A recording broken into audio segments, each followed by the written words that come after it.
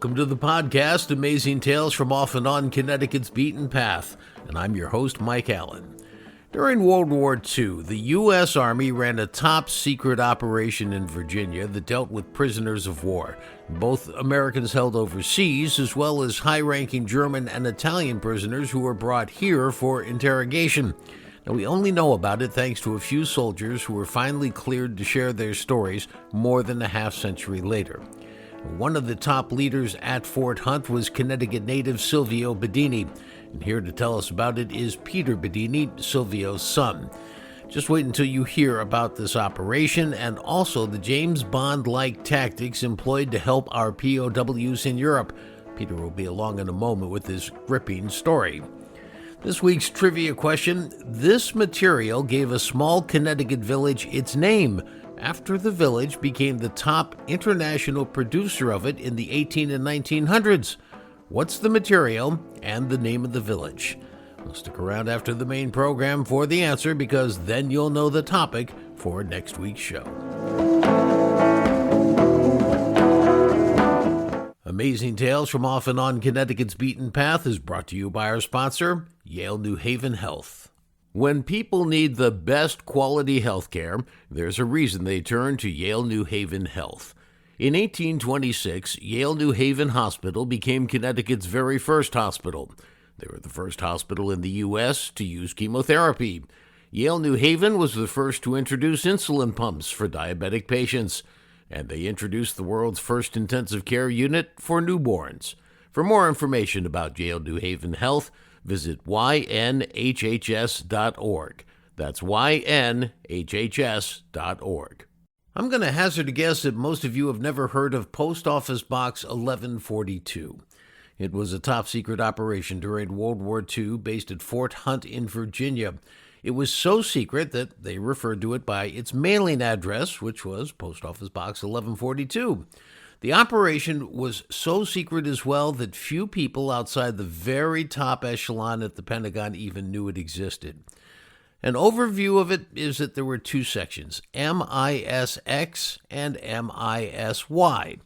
At MISY, German and Italian prisoners of war were held at the base, but these weren't just any prisoners. These were the high-value prisoners, the ones who had valuable information about enemy operations and, under the right conditions, might be convinced to talk. Now, by right conditions, we're not talking about waterboarding or torture, just the opposite. These prisoners were allowed to swim in a country club-like pool, they were treated to fine meals, and they were even sometimes supplied with prostitutes. From what little we know, due to the secrecy around the whole operation, this approach did prove successful in gaining a lot of information about the German and Italian operations in Europe. Our episode today is going to focus instead, though, on MISX, and this was called the escape and evasion part of the operation. Their primary focus: communicate secretly with American POWs being held in Europe through codes. MISX was itself divided into two sections, and they had to work hand in hand. The first side worked on all the written and audio correspondence with the POWs. It was in code, while the other created James Bond-like gadgetry to help the POWs escape. And for all of this to work, they needed to be able to deliver the information and the gadgets to the POWs, and this is why they had to work so closely together. They created two fake charity groups and even had help from the U.S. Post Office in intercepting certain letters so that code could be added or deciphered from the contents. Well, the correspondence side was run by Connecticut native Silvio Bedini. He passed away in 2007. However, his son Peter is here to tell us what he's learned about the operation. Now, most of what we know is because a few of the camp's operators, including Peter's dad, were cleared to speak about the operation by top brass more than a half-century after the end of World War II. Peter says the POWs had valuable information to transmit back to the States, information about factories and troop movements that they'd learn about when they themselves were transferred from one prison to another. From this side, POWs would be sent such things as maps hidden underneath laminated board games like Monopoly or in individual cards in a deck of cards. They'd also get these tools, all of this to help them escape. And wait until you hear about some of the other gadgets that they were sent and how they were hidden. They even dabbled in special invisible inks until the POWs learned that the Germans were swiping incoming mail with a chemical to see if invisible ink was present, so they stopped doing that. Well, just more amazing tales now from Peter Bedini. Peter, I would love to start off talking about your dad's early years. And so he grew up on this farm in what was at the time a pretty rural town of Ridgefield, Connecticut.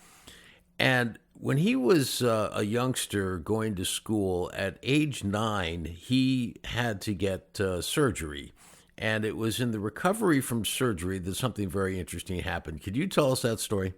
Certainly. Yeah, he had minor surgery at the age of 9 and was in a hospital in Danbury for a couple of weeks. And one of his teachers was kind enough to bring his homework assignments in, which he didn't really appreciate too much, but he arranged with her to bring in other books and materials. And among those were copies of the St. Nicholas magazine for boys and girls. And in that, he actually found a puzzle to decode a message. And so he decoded and put his entry in. I think he won second place, but he was hooked after that. He got a copy of The Gold Bug by Edgar Allan Poe, and he actually was collecting anything he could on codes and ciphers starting then. And by the time he went into the service at 1942, he had quite a collection. Didn't he even write to the Library of Congress to get more information? He did. He learned early that he could just write to the Metropolitan Museum or the Library of Congress or the Smithsonian, and they would typically help him. And at the Library of Congress, he wrote to them and asked for a bibliography on everything written about codes and ciphers. So, Peter, in terms of his love for cryptography, he actually starts to collect all this information, as you said. When he was at Columbia, I heard a story, and it may or may not be true, that one of his professors there had contacts in the military and said, hey, if you're looking for somebody who knows something about cryptography, you ought to talk to Silvio Bedini because he knows as much as anybody I've met. Is there any truth to that story? Yes, he never really knew how he was selected to become part of MISX, but his favorite professor was John Henry Hobart Lyon. And at one time, Lyon told my dad that Lyon had I think it was a nephew or somebody in the military, in military intelligence, and he might mention his name. And then nothing happened after that. I mean, that was before Dad enlisted. So Dad went back to Ridgefield in very early 1942 and then decided to enlist around May. The next he heard about it at all was being called down to Fort Hunt a couple years later. Now, this in itself is a great story. So he's in Chicopee, Massachusetts, I think, at a base there, and suddenly he gets orders to go to D.C. Tell us that story from beginning to end, how he got there and what happened to him. The story is actually pretty similar to others. They simply got notification to transfer down to the Pentagon in the case of my dad. And without any explanation of what he would be doing, how long he would be there, I think he was given, less than a day to pack up, say goodbye to folks, and took a flight down to D.C. where he was picked up and driven to the Pentagon. And then he was put in a room with maps and left there for a while. And then somebody else came in and gave him a ride from there down. About 12 miles south of the Pentagon is Fort Hunt. And so they pull into there in the dark of night. And it wasn't until, the next day that they started briefing him on what he would do. So that entire trip, he had no idea why he was going there. He said nobody seemed willing or able to answer the questions, so he just stopped asking. Wow. Now, his job, and we're going to just sort of summarize this, but his job was to put together a system for communicating with American prisoners of war being held in Germany through coded correspondence. So he's in this, what's called the escape and evasion section at Fort Hunt, and his side is doing all the correspondence, but he has to work very closely with the other part of this escape and evasion team, which is putting together all these James Bond-like devices. And so together, what ended up happening was they used these fake charity groups to send these packages over, and get things done. Now, let's unpack this. He's working in a place called the Creamery at Fort Hunt, and this is where his team was. And explain for us, if you could, what a day would look like when his team, because he ran the team that was doing the correspondence side, what would they do on an average day? What was their sort of workload looking like? They were following what Britain had already done in something they call MI9. So the whole system was actually modeled on what MI9 did, and they helped us immeasurably early on to get up and going. As far as what a normal workday looks like, there were at the peak, I believe, on the order of a dozen people working on the coded letters alone. They were receiving letters and had to determine whether there were hidden messages in them or not. They were also taking messages that they were given from their seniors and putting those in letters and passing them back to the POW. So that whole communication center was part of what my dad was working on and overseeing. His job also included creating new systems. And for every system we're talking about here, the key thing is security, simplicity, and economy. So this code had to be very secure. It was very important not to get caught. It had to be simple because they're training airmen in a half hour or an hour and not giving them any written instructions. They had to remember how to do it. And then it also had to be economical because you didn't have a lot of space to write hidden messages in letters. He also was responsible for analyzing enemy mail and seeing if they might be doing the same sort of thing. And so he did that, ultimately never found that they were doing anything like it. Now, one of the things I find intriguing, and maybe we should just take a moment to point this out because some listeners might be saying, so what would you possibly be writing in a letter to a POW that could be helpful? After all, they're in a jail cell. Well, actually, they were putting in things like escape routes and which parcels were coming in that were going to have these hidden treasures, right? It was absolutely critical that they could tell the POWs to take the package going to somebody named Johnson, as an example, and find, they called them loaded packages when there were things hidden in them. So they'd say, like, break all things wood. And that meant that if you had a shaving brush that came in this care package and it's wooden, you break it open and you're going to find Deutschmarks or a map or a razor blades or, other small saws or compasses. Amazing variety of things that they could send in clandestinely. And the communication was incredibly important to direct them to the right packages. At some points, they were sending in packages with things in the clear, which meant they weren't hidden at all. And it was critical to get that message out so that the POWs could actually go and steal that package before the German censors looked at it. One of the stories I love that involved you directly, you found at one point after it had been declassified, I guess, and your dad was, on in years, you found a shirt button that had a compass in it, right? You asked him about that? It wasn't really a shirt button, although they did use buttons and put very small compasses in them.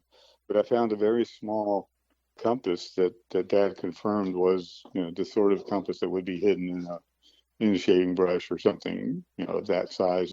I asked him about it, and he kind of smiled at one point and said, "Yeah, there might be more of those." And sure enough, in the years since he was gone, I found a couple really tiny compasses. They were in some box that he had with a variety of screws and things in it. So he had a few things that he kept from that time.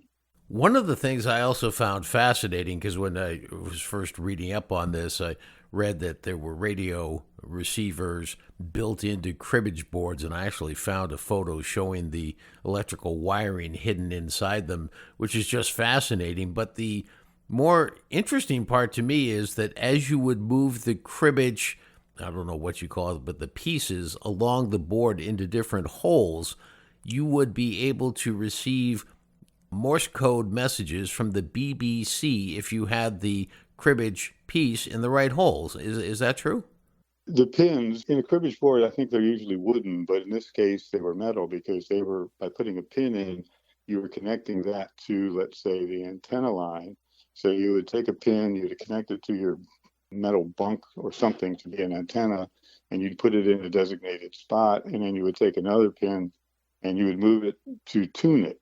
So you're only going to get one frequency or two frequencies, but by where you put that other pin would determine which frequency you were using. You had to put a earphone in there too, and then you could hear BBC.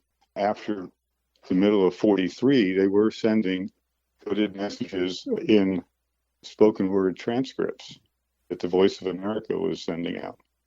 They used to hide things inside ping pong paddles, right? Ping pong paddles, cricket bats, volleyball sets, baseballs. So let's talk about how you found out about this. Obviously, this was top secret. Nobody could know anything about this. And as often happened during wartime, the soldiers involved never told even their direct family members. When did you first learn that your dad was sort of James Bond?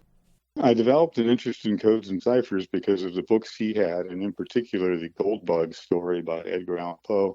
And I knew that he had something to do with that during the war. But all he would say is that he worked on a secret project during the war and he was over in Fort Hunt, Virginia. He didn't really share much more than that.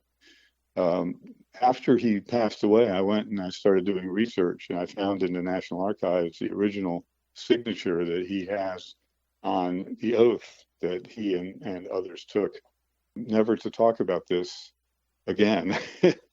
And so Dad, frankly, when he was in his very last years, and the National Park Service wanted to interview him because they realized what was going on at their fort, he wouldn't really share anything until he got some kind of release by the Army that he could. And so that's when he actually started talking more about the details, is after they got some major or captain or somebody to sign a release for him. This was so secret that, as I understand it, as soon as the war was over and the U.S. was victorious, the Pentagon gave orders to have everything that was happening there at that Fort Hunt destroyed. Is that true? That's absolutely true. And there are pictures of somebody just throwing papers in a ash can that's on fire.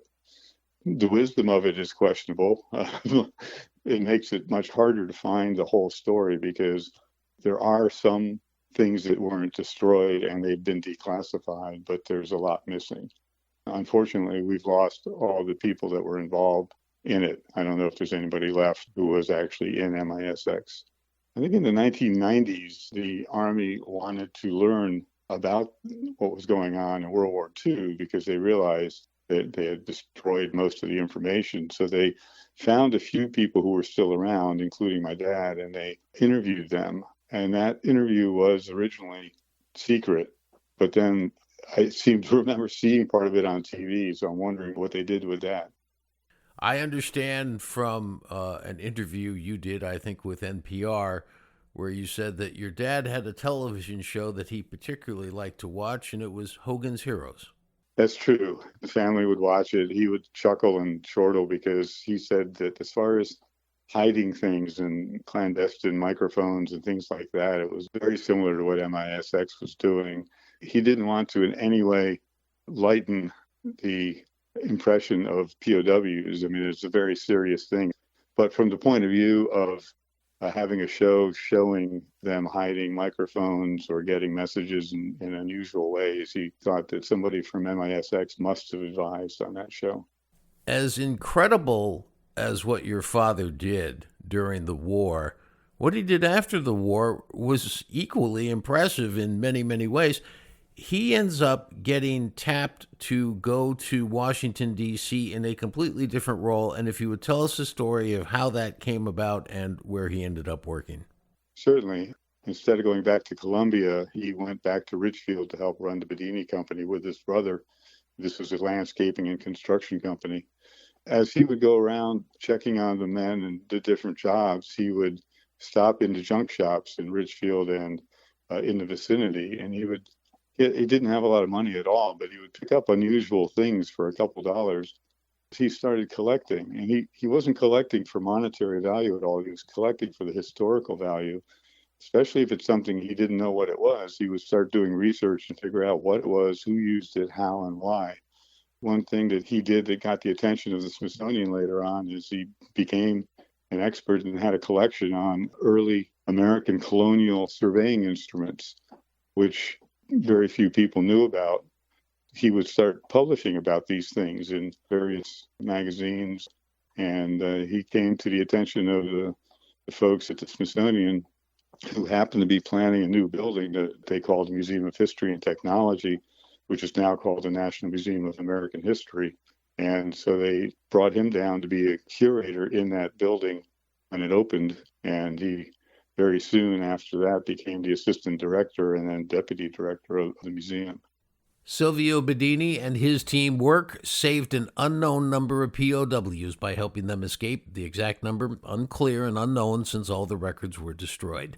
Well, Bedini gave his final interview on his work to a National Park Service representative in 2007 at the age of 90. A few months later, he would pass away, undoubtedly taking some of his many secrets with him.